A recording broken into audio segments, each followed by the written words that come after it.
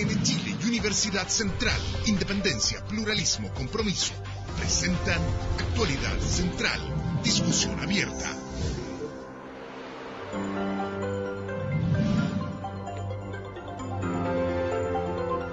¿Qué tal? Bienvenidos. Comienza Actualidad Central, una invitación de CNN Chile y Universidad Central.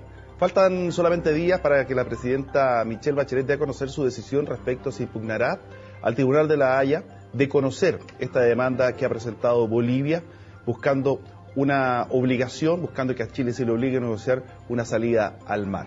Todo esto se da en un escenario en el cual, por ejemplo, en el caso de Bolivia, el 5 de octubre hay elecciones, por lo tanto, para Evo Morales esta ha sido una muy buena oportunidad para poder, de alguna manera, obtener réditos políticos. Todo esto en un escenario que desde Chile lo estamos observando, pero también estamos reaccionando. Saludamos de inmediato a nuestro panel de lujo. Saludamos a don Hugo Llanos, ex integrante de la Corte Internacional de Justicia y académico de la Facultad de Ciencias Jurídicas y Sociales de la Universidad Central. ¿Cómo está, don Hugo? Bienvenido.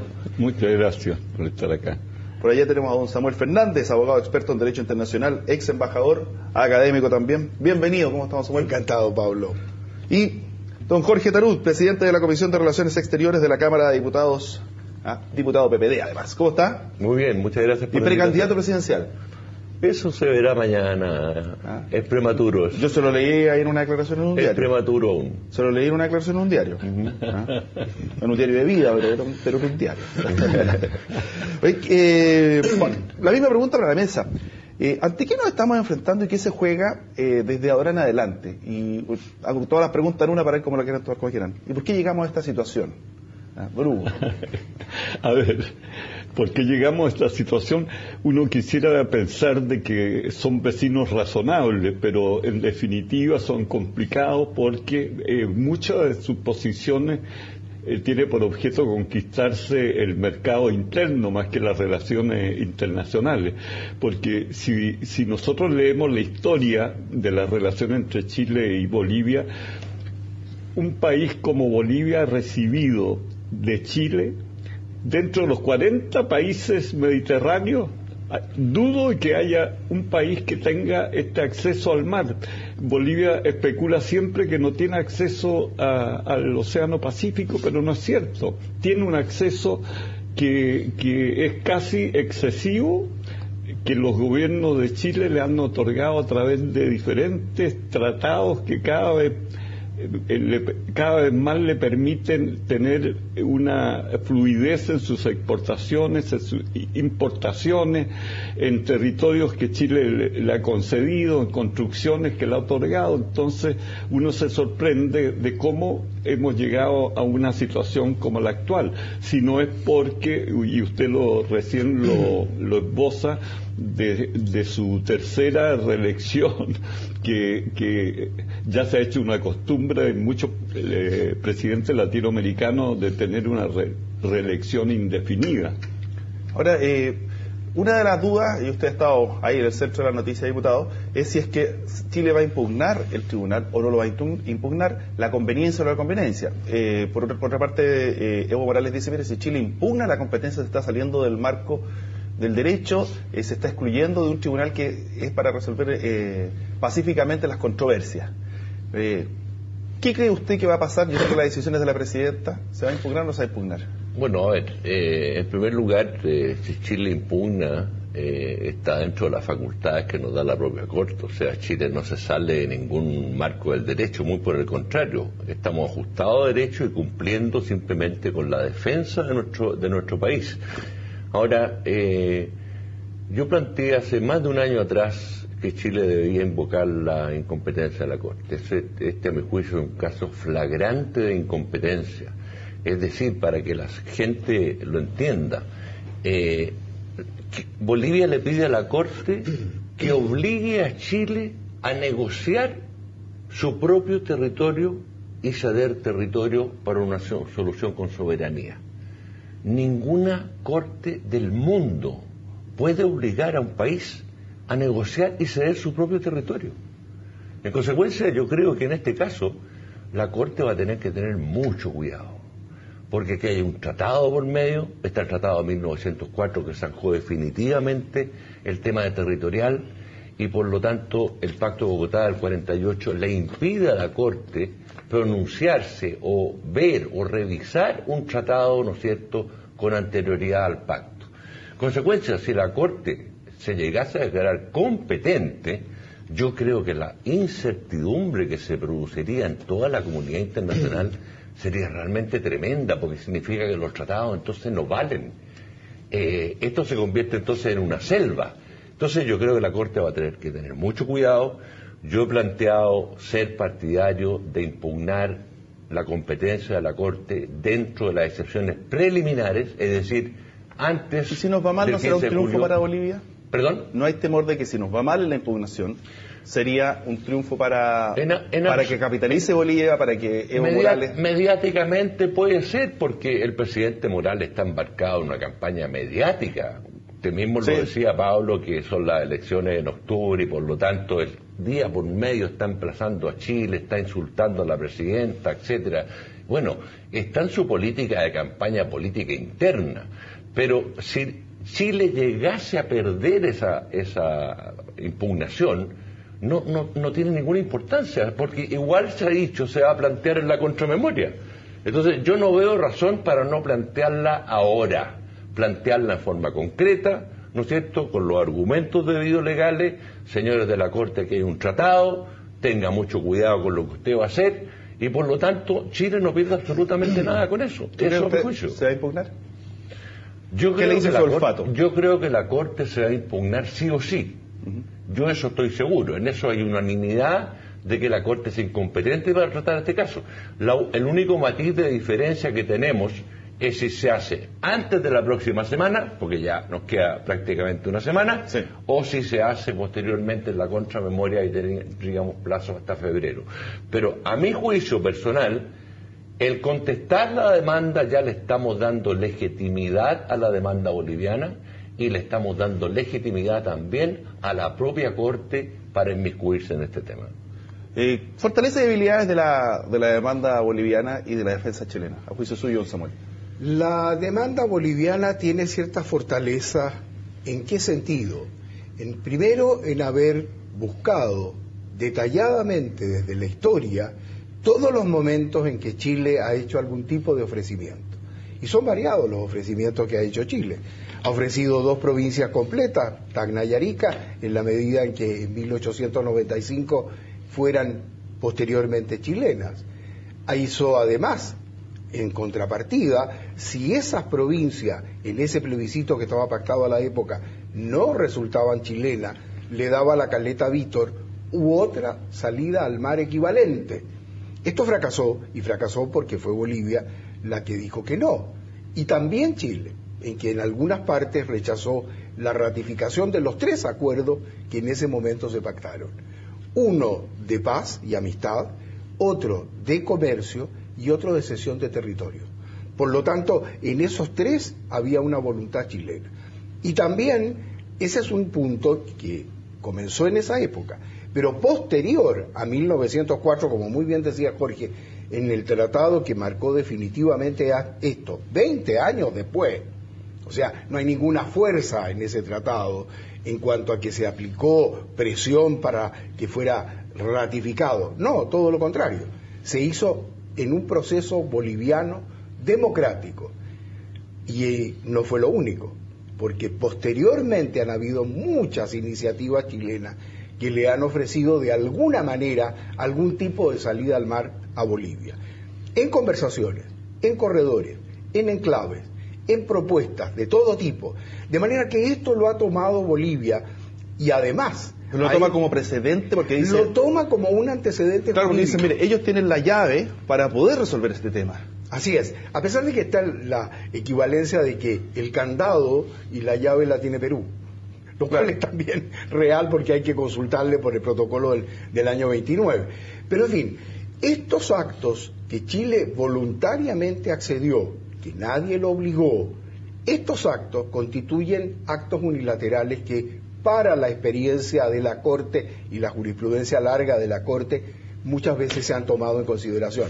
O sea, Bolivia ha juntado todo aquello que históricamente, jurídicamente o comunicacionalmente le pueda servir para incorporarlo en la demanda. Ese es un punto de fortaleza. A mí me llama la atención una cosa, don Felipe, y aquí lo hace ver Luis Villarroel también. ¿Por qué Chile tiene miedo a impugnar? Y las consecuencias van a ser más comunicacionales que jurídicas.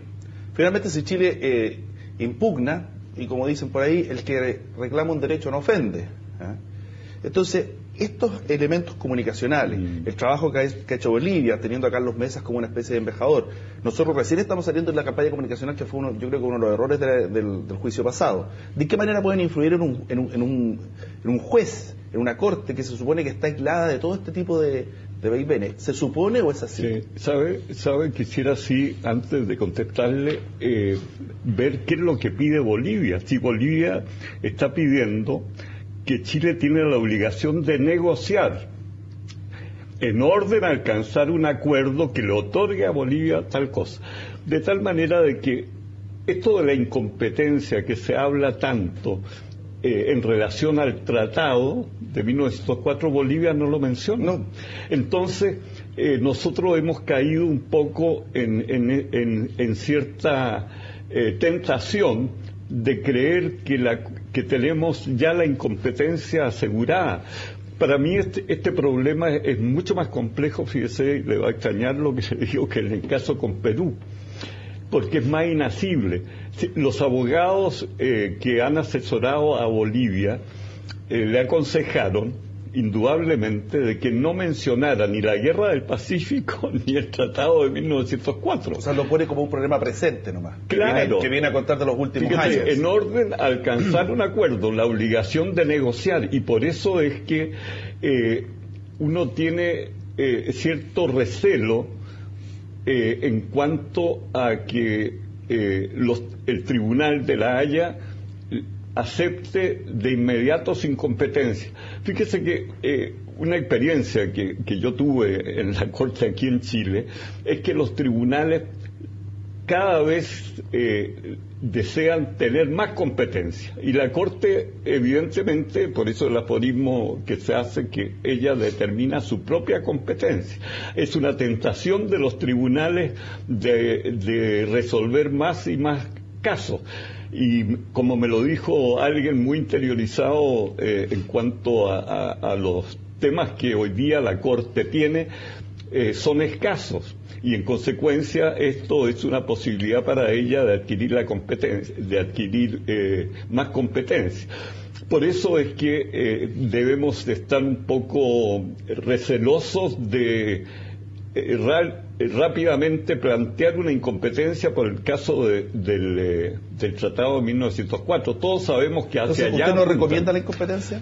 No, yo recomiendo que se presente la incompetencia. Lo que no estoy seguro si debe aludirse al 1904. Plantearse ahora en esos términos tan radicales, ahora o después cuando tiene que Chile presentar la contramemoria, pero es un derecho que Chile debe esgrimirlo, pero tenemos que ser sumamente sutiles en cuanto a la argumentación. Diputado, lo que yo preguntaba adelante, ¿sirve todo esto que se está haciendo hoy día en términos comunicacionales? ¿Es tardío? ¿Qué diferencia tiene con el proceso anterior ante Perú? ¿Cómo lo ve usted desde el punto de vista más bien político? Bueno, mire... Usted está ahí en la chuchoca, ¿cómo se dice? Bueno, claro.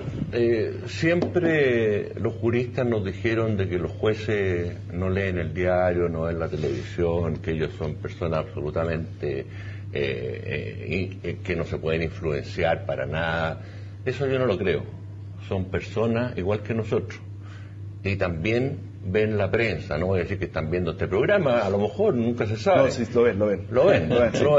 Bueno, nos mandan Twitter y todo, lo que pasa es que los ignoramos. Pero son influenciables. En holandés. Son influenciables los jueces. En consecuencia, yo creo de que Chile tiene que hacer una campaña comunicacional muy fuerte. Creo que este gobierno la está emprendiendo. Yo tuve la oportunidad de acompañar al canciller Muñoz a la cumbre del G77 en Santa Cruz, en donde pensábamos que el presidente Morales iba evidentemente a decir algo. Después salió al día siguiente en que repartió este reloj, sí, que Es bueno para nosotros porque deja las intenciones claras. El reloj que le repartió a las delegaciones trae Antofagasta, ¿no es cierto? Claro. Yo creo que eso es algo que va a ser interesante para los jueces de la Corte, porque, como bien decía el profesor Llano, no mencionan el Tratado de 1904, pero las intenciones están claras. ¿Pero han sido exitosos, cree usted, comunicacionalmente? Porque es fácil victimizarse. Bueno, ellos siempre se han victimizado y la verdad es que, bueno, Bolivia durante 110 años ha tenido acceso preferente y privilegiado al mar. A Chile le cuesta $100 millones anuales todas las gratuidades que se le dan a Bolivia. Entonces ellos confunden a la opinión pública internacional cuando hablan de enclaustramiento. Eso no es cierto. Ellos exportan a través de Arica, a través de los puertos chilenos, sin ningún inconveniente. Por ejemplo, usted acaba de dejar en evidencia un error. Por ejemplo, eso mismo, los $100 millones anuales y toda la realidad, la masividad de los chilenos no lo sabíamos. No lo sabían, exacto. A Chile le cuesta cumplir con el Tratado de 1904 y hemos cumplido plenamente. Entonces, aquí hay, a mi juicio, un fuerte y contundente, ¿no es cierto?, motivación política en esta demanda. Todos sabemos que Evo Morales surgió como diputado en el tema emplazando a Chile, y eso es pagador en Bolivia. Claro. Lo mismo han hecho muchos en Perú también, pero aquí fundamentalmente él está en campaña. Usted ve como día por medio nos agrede. Nos ha dicho de todo, a los presidentes, a la presidenta Bachelet, al presidente Piñera, a todos le ha dado. Él está, yo espero que después de octubre a lo mejor disminuye después de las elecciones, lo más probable es que sea reelecto. Pero la verdad es que Chile tiene que hacer una campaña, ¿no es cierto?, comunicacional fuerte. Se redactó este libro blanco que me parece bueno, sí, pero me parece insuficiente. O sea, este libro blanco hay que darlo a conocer en las más altas instancias. Para eso están nuestros embajadores, para que no vayan al director de América Latina a la Cancillería, que vayan a los cancilleres y que se lo expliquen a los parlamentarios en los diferentes países donde están. ¿Qué está el libro? Y estamos dispuestos, claro, ese libro señala en primera página, nosotros señala de que Bolivia siempre ha tenido acceso. Bueno, ellos sacaron el libro azul también. Claro, el libro azul, que amenazó con repartirlo en la cumbre del G77 y a nuestro juicio no lo repartió. Así es. ¿Hacemos una pausa? Sí, cómo no. Seguimos conversando. Ya volvemos, seguimos con este tema, vamos a leer los Twitter, ya están llegando algunos, así que nos vamos a ir leyendo y compartiendo con ustedes. Ya volvemos. Lo sacó entre ellos. Estamos de vuelta, vamos a ver qué nos están diciendo los Twitter, qué es lo que está opinando la gente desde sus casas o donde se encuentre. Fernando Puente, usan la fórmula peruana, lo piden todo y no arriesgan nada. Eso es lo que está diciendo Fernando Puente, amigo nuestro. Y Sebastián dice, Chile debe pedir la nulidad de la demanda, ya que Bolivia no tiene argumentos buenos. Eso es lo que siente y opina Sebastián, parte de los Twitter que están llegando. Y son las opiniones de la gente que está en la casa a quien nos debemos. Don Samuel, ¿Chile debiera salirse del Pacto de Bogotá? No tiene sentido a estas alturas, porque el Pacto de Bogotá, si lo hubiéramos desahuciado cuando debimos, vale decir, cuando Bolivia ratificó el 2011... En la Constitución. Y ratificó el pacto el 2011. Había anunciado reservas, Chile se opuso a esa reserva que ratificó, y allí dijo Chile algo que hay que tomar en cuenta. Entre Bolivia y Chile no hay tratado, y no existe el Pacto de Bogotá. Levantaron la reserva y funcionó el Pacto de Bogotá. Por lo tanto, ese era el momento para que Chile no previó que íbamos a esto a pesar de que lo sabíamos. Eso fue una imprevisión nuestra, una más de muchas. Por lo tanto, en ese momento podríamos haber salido del pacto. Pero quería agregar un detalle. ¿Qué está pretendiendo Bolivia? Pretendiendo una controversia. Está creando que existe una controversia. Porque ellos, y Jorge decía muy bien, lo que ya está firmado y acordado por el pacto y el tratado de 1904 no lo va a tocar nadie. Eso nadie tiene jurisprudencia y jurisdicción para ello. Pero sí tiene posibilidad la Corte de actuar cuando existe una controversia. Y esa controversia es la que está creando Bolivia, por parte de ellos, y diciendo, Chile también ha reconocido que ha habido una controversia. Por algo me ha ofrecido tantas veces alguna salida al mar. Don Samuel, lo veo inquieto y después voy con usted, diputado. por lo mismo, mismo tema. Es que uno debiera comentar como nota al pie de página las dos intervenciones anteriores, que son muy enriquecedoras. Respecto al Pacto Bogotá, yo siempre me he planteado, ¿y cuál es la alternativa si uno se sale, si este es un sistema de solución pacífica a las controversias? Es una ayuda para los países débiles el derecho, y creo que eso es lo que nos otorga a nosotros la posibilidad de recurrir a los medios pacíficos y no a otro tipo de solución.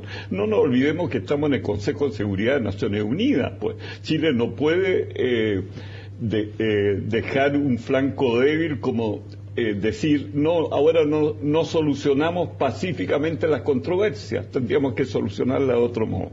Se fija, entonces, aquí rotundamente yo sostengo que jamás Chile debe dejar de pertenecer al Pacto Bogotá. ¿Diputado? Bueno, la experiencia que tuvimos con Perú fue muy negativa para Chile. En la Corte de La Haya nadie nos ha sabido explicar por qué limitó el paralelo fronterizo en la milla 80, cuando siempre se reconoció durante 60 años que eran las 200 millas. Claro. Consecuencia, estamos bajo una Corte que lo que ellos estiman de justicia lo aplican. Lo mismo podrían llegar a hacer con el caso de Bolivia. Entonces, la verdad es que si bien retirarse del Pacto de Bogotá, igual tenemos que enfrentar la demanda marítima de Bolivia. ¿Quién pensaba hace 20 o 25 años atrás que el Perú no iba a llevar a La Haya por el tema limítrofe? Nadie. Nadie. Y la política de Torre Tagle ha sido siempre avanzar, avanzar y avanzar. ¿Qué pasa ahora con este triángulo terrestre, por ejemplo? A las 72 horas de concluido el fallo de La Haya, el presidente Ollantumala ya desconoció el límite terrestre. Ellos tienen una política, lo dijo el padre de Ollantumala, ellos quieren Arica y Tarapacá. O sea, hay una política consistente. ¿Quién nos puede decir que en 10, 15 o 20 años más nos van a volver a demandar por Arica o por otras circunstancias que ellos fabriquen? Entonces, a mi juicio, Chile debe, ¿no es cierto?, reflexionar si es conveniente o no estar en ese Pacto de Bogotá que nos obliga a ir a esta Corte que no falla exclusivamente conforme a derecho, sino que falla en forma de equidad.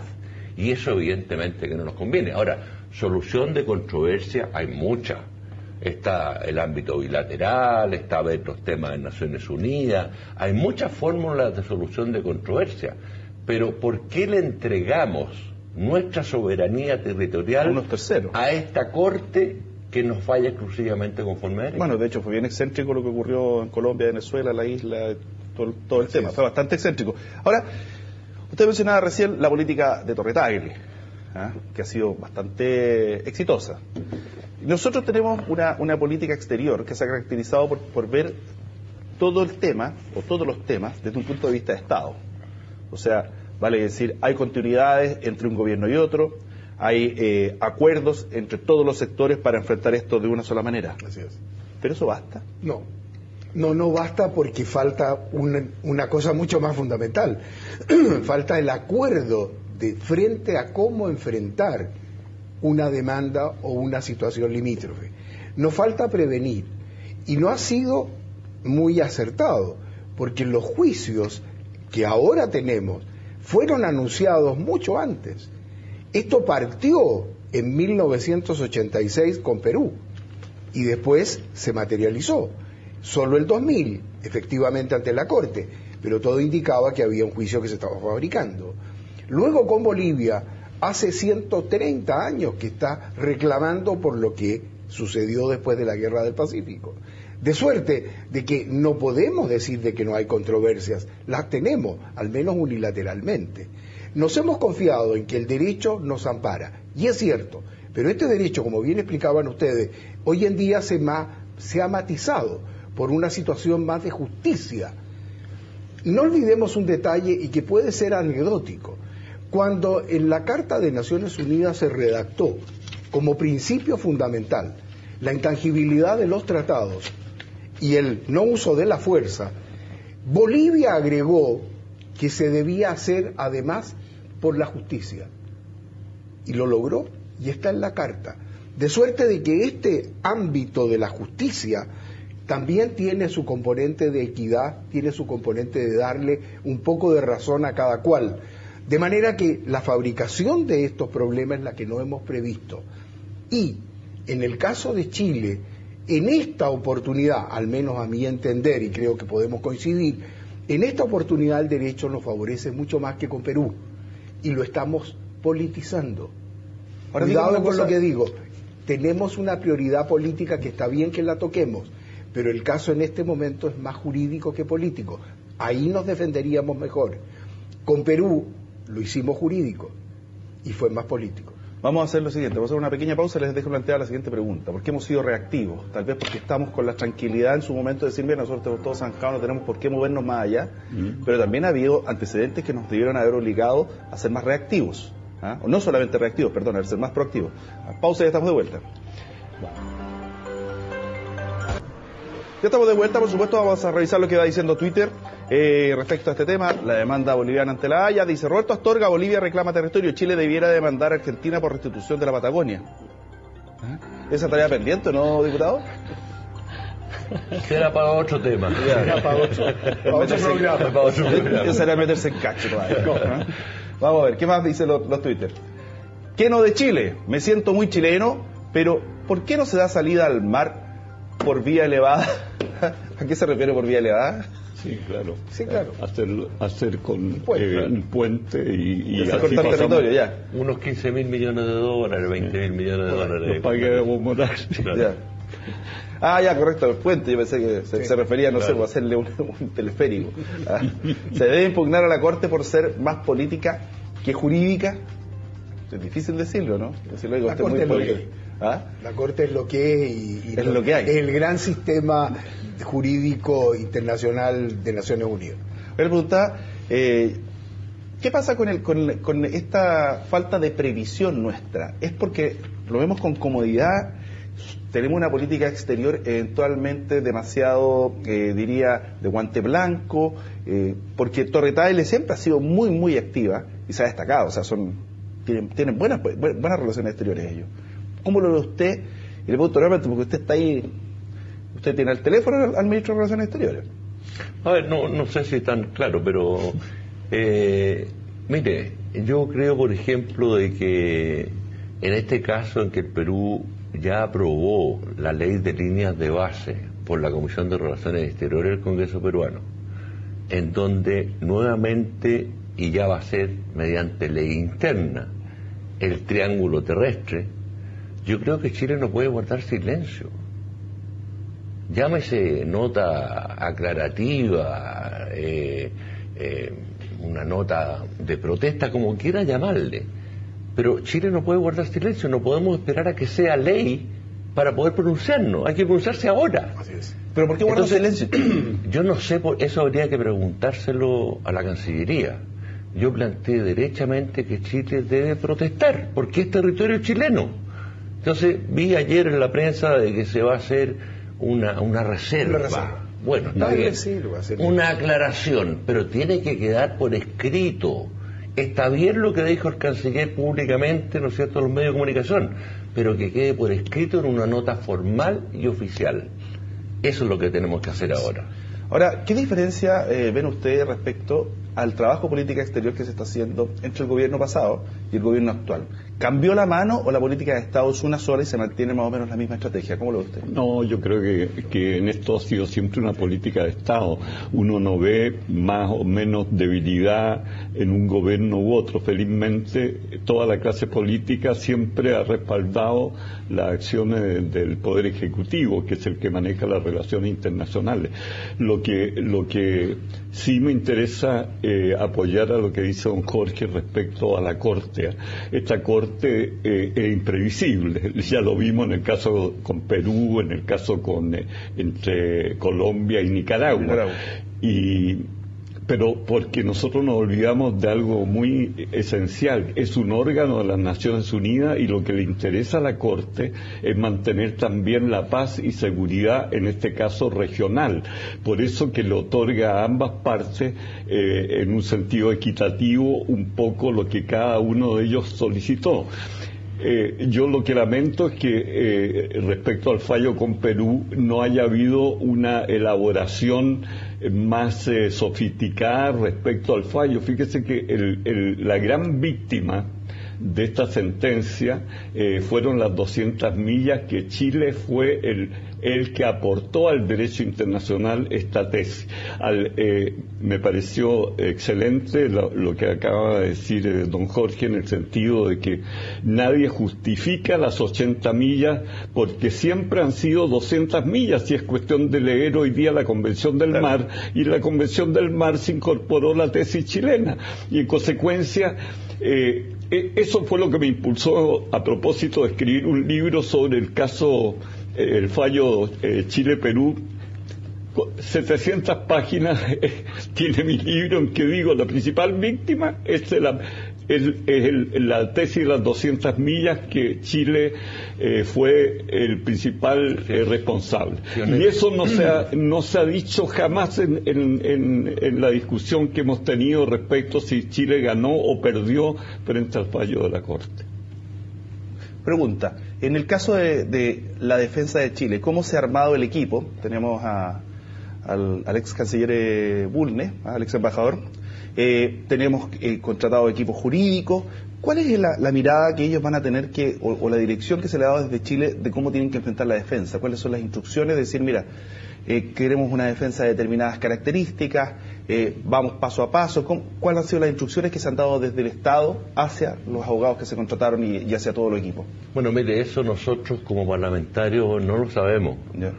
Hemos tenido numerosas reuniones en la comisión con el canciller, pero no sabemos cuáles son las instrucciones. Yeah. No tenemos idea. Y como usted sabe, la demanda, ¿no es cierto?, solo tienen acceso a los gobiernos. Nosotros no podemos tener acceso a leer la demanda porque la Corte así lo pide. En consecuencia, ¿cuál va a ser la estrategia? Lo desconocemos, francamente hablando. No sabemos quiénes son los nuevos abogados. Hay algunos nombres en la prensa, hay un comité asesor en donde hay gente muy valorable, pero hay otros que yo no sé qué están haciendo ahí, francamente. Además hay unos que son absolutamente partidarios de que Chile entregue territorio a Bolivia. Entonces la verdad es que a uno le cuesta un poquito comprender por qué eso lo incluyeron en el comité asesor. Si el comité asesor está para la defensa de los intereses nacionales y la soberanía, y se incluye a personas que abiertamente se han manifestado siempre y que han ido a Bolivia a ofrecer territorio. Entonces la verdad es que cuesta ahí lo comprender. juega en contra, Sí. porque cada uno de esos puntos son capitalizados por la otra parte. Por supuesto. Es lo que está haciendo y es lo que ha hecho Bolivia, buscar todos los antecedentes que le puedan servir.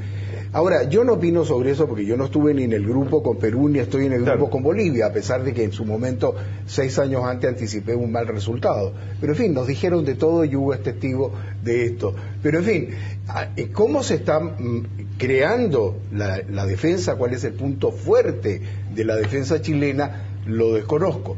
Pero por supuesto, me imagino, se mantendrá la línea de que sea el derecho.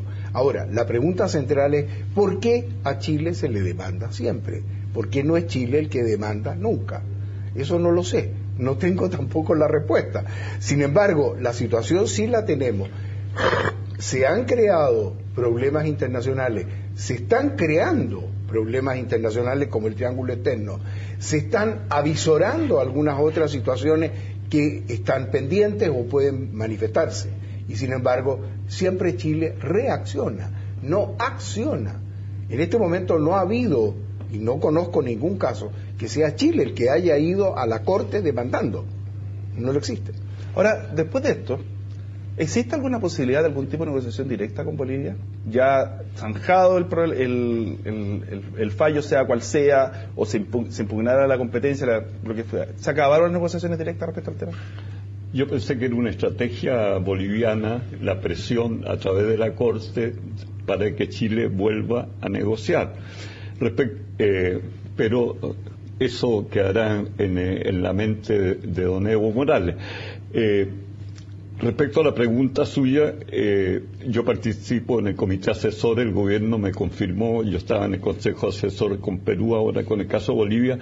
Estoy bien tranquilo porque he visto cómo ha presidido la reunión tanto el canciller como el señor Burne, y la capacidad de ambos, y quiero dejarlo bien establecido, el conocimiento que tiene es bien notable.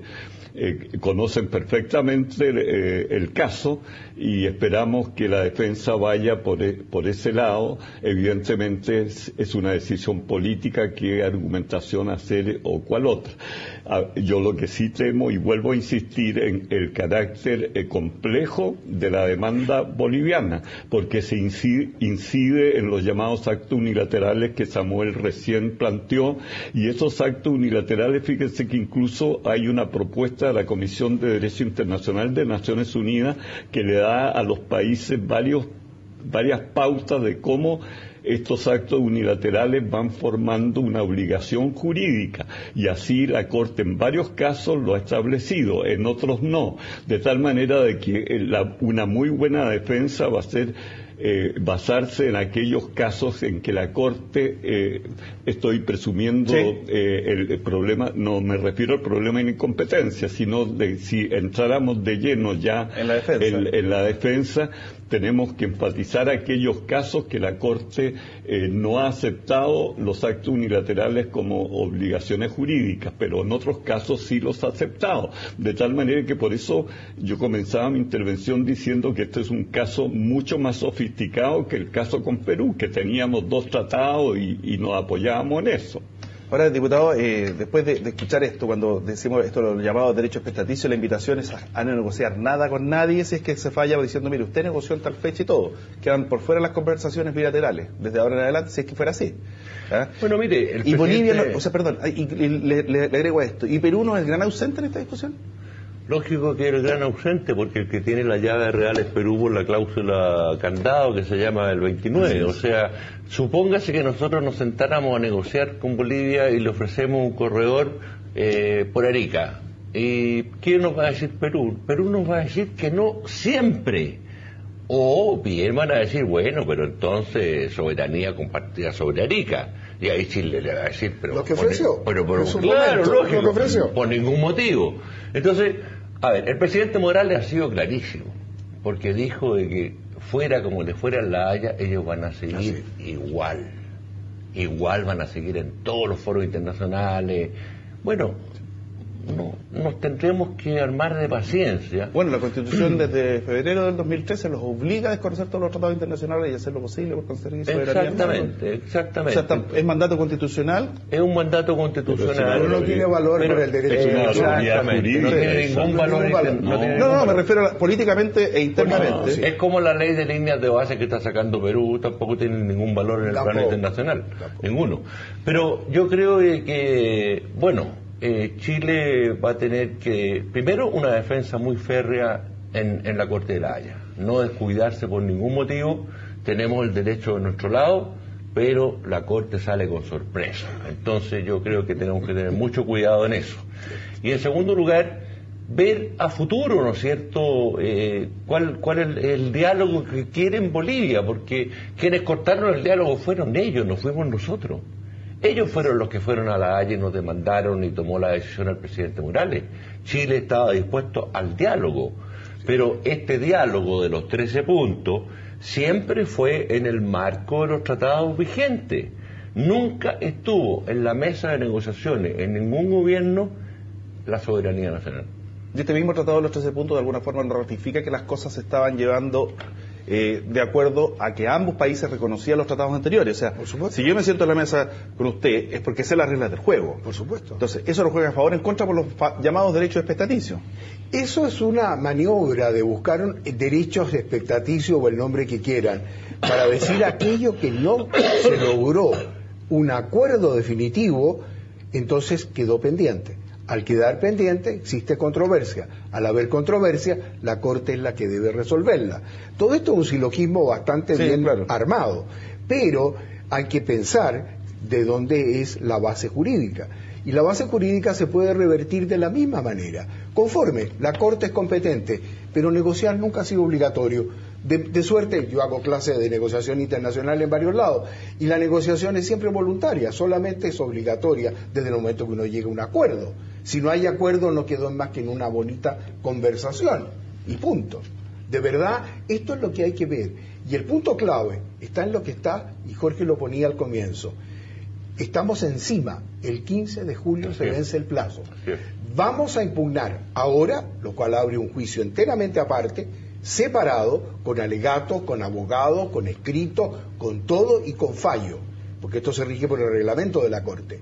O vamos a hacerlo como asunto preliminar en la contramemoria, pero eso el 18 de febrero del próximo año.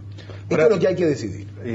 Aquí como que mete una cuña en un Twitter, Melquiasedec González dice: no es necesario que nuestras Fuerzas Armadas sigan recibiendo el 10% de las ventas de Codelco para tener la debida venta armada. ¿Por qué digo que es una cuña? ¿Cuál es el rol de la Defensa Nacional en este sentido? ¿Cuál es el rol de tenerlas bien preparadas? ¿De qué manera nos influye en la política internacional? Porque no es lo mismo tener un ejército o Fuerzas Armadas debilitadas para poder ir a negociar. ¿Cumple algún rol eso? Mire, el rol de la defensa chilena es eso, la defensa. Nosotros no tenemos ninguna expectativa nunca por ninguna parte de territorio de ninguno de nuestros tres vecinos.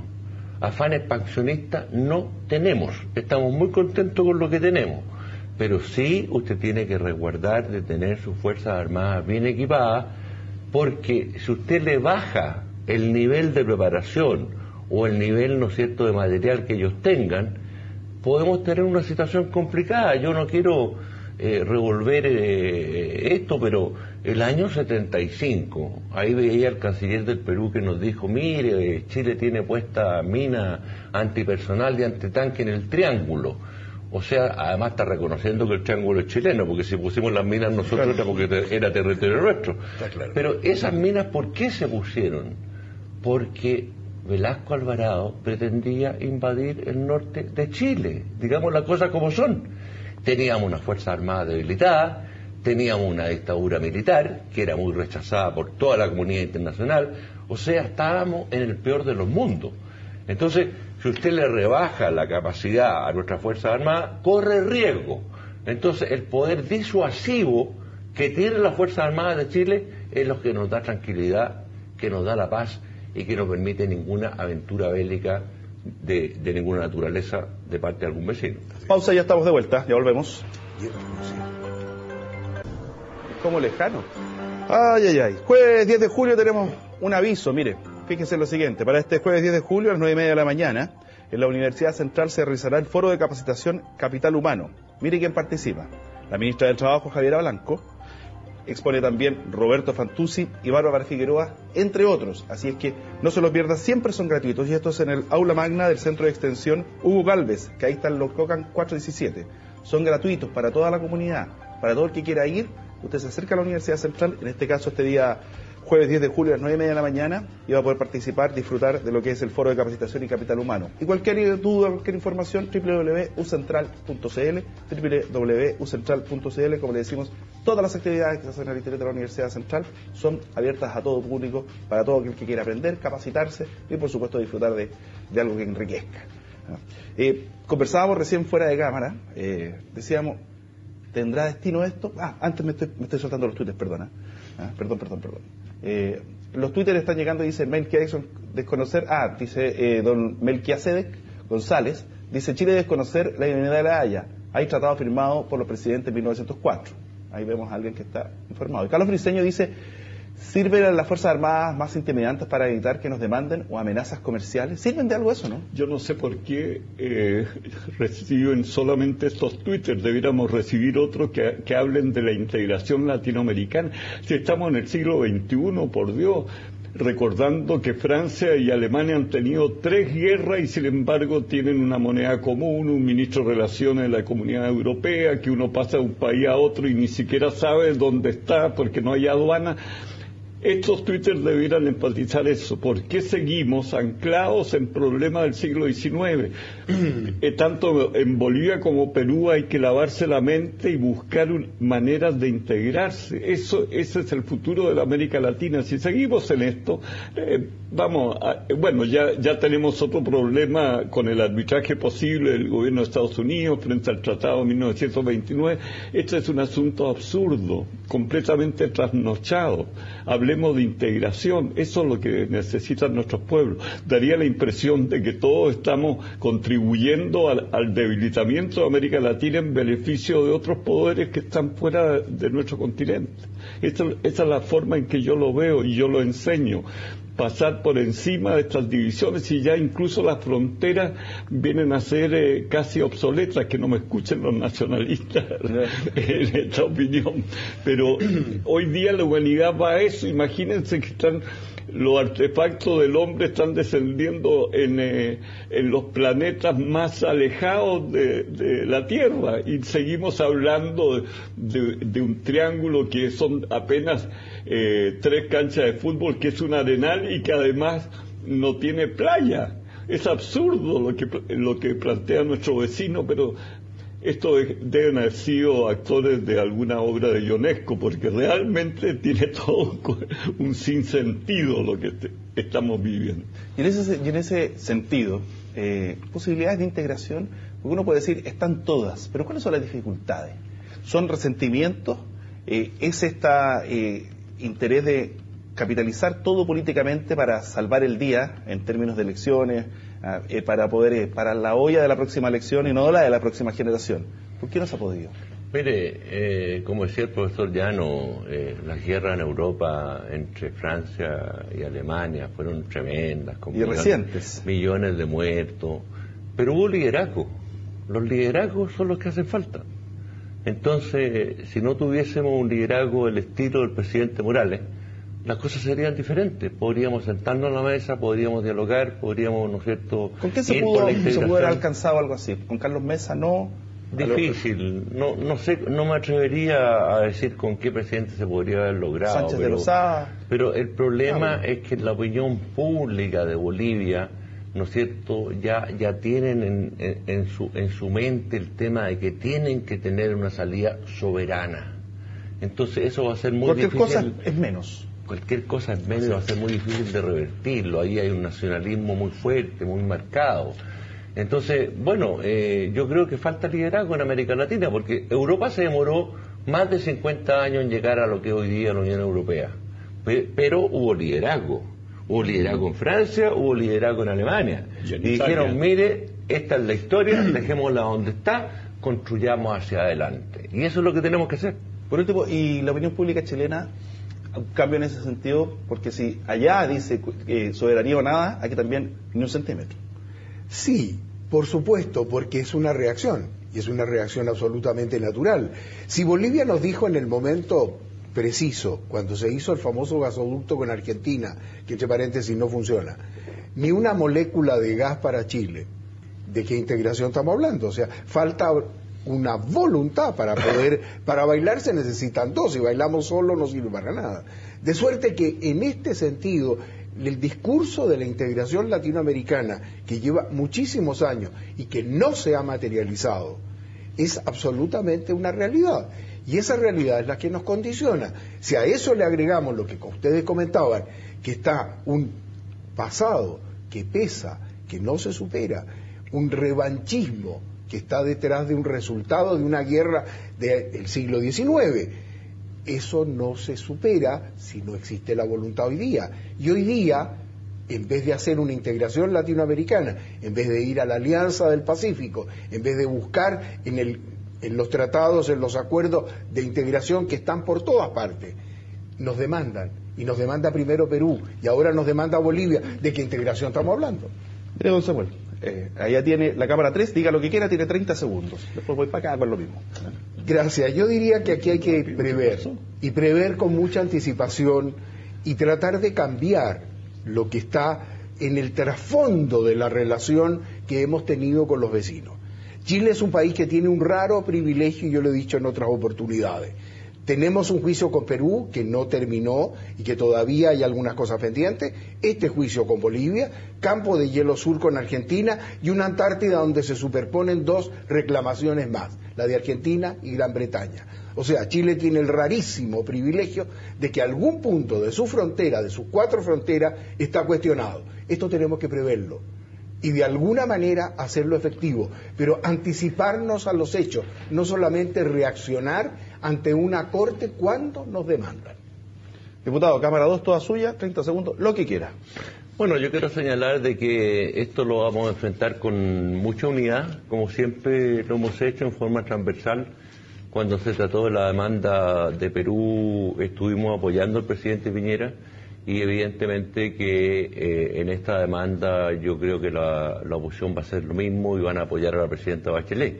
Ahora, dentro de los matices que hemos tenido, yo creo que hay acuerdo en que la Corte de La Haya es incompetente para tratar este tema, es lo que piensa la inmensa mayoría, y por lo tanto vamos a actuar con unidad, vamos a defender férreamente los derechos de Chile y por lo tanto, ¿no es cierto?, esperamos que la Corte reaccione, porque de lo contrario yo creo que la misma Corte se desmorona si es que comienza a revisar los tratados vigentes. Don Hugo, ahí tiene la cámara 2, sí, toda suya. Tiene la ventaja de presentar la excepción de incompetencia, que a la Corte se le está advirtiendo que después de los 2 fallos últimos que ha tenido, no podemos seguir aceptando que bajo el concepto de equidad se nos vaya cercenando el territorio. Pero siguiendo con la pregunta suya muy atinada respecto a los liderazgos, fíjese que el liderazgo desde el presidente Lagos, que reafirmó el concepto latinoamericano cuando se opuso a la posición de los Estados Unidos de intervenir en el Medio Oriente, nos hizo conocer lo que es el concepto del nacionalismo latinoamericano. Después, pasando al gobierno de Piñera, logró crear la Alianza del Pacífico, que permitió la integración por este lado del territorio. Y ahora, felizmente también, la política del gobierno de Chile de acercar a los dos bloques, la Alianza del Pacífico y el Mercosur, va creando esta conciencia latinoamericana que permita superar alguna vez en los conceptos trasnochados de la política del siglo XIX.